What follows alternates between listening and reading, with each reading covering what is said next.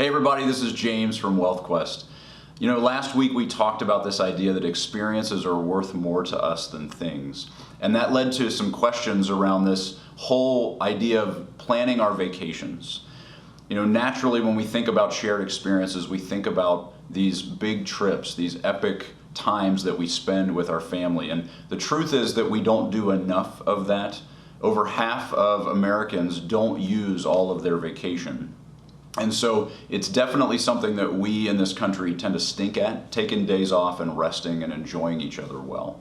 And so I want to encourage us to start that conversation, start talking about what this summer looks like, and start planning out when you're going to take these days off and how you're going to use them. And a lot of times when we do that, we start with where we're going.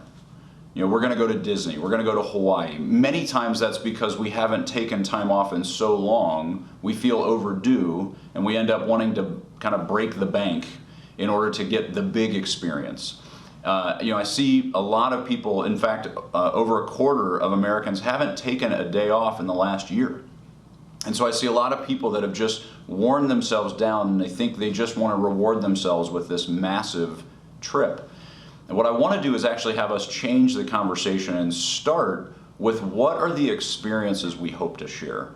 What are the things we actually want to be doing together? Let's not start with where we're going. Let's start with what we hope to do when we get there.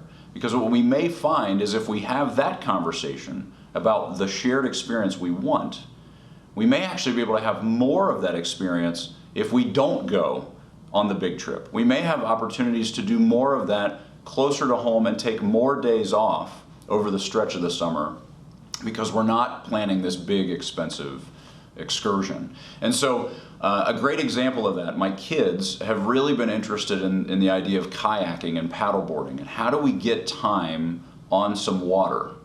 They really want shared experience in just kind of peaceful, whether it's a lake or some area where we can just get out on the water and enjoy that time. Well, we could certainly do that by taking some big expensive trip to Florida or somewhere like that. We could also just go to lakes right here in town and enjoy a lot of that shared experience spread out throughout the summer by just taking days off here and there and really doing what we actually say we want to do rather than starting with where we're going.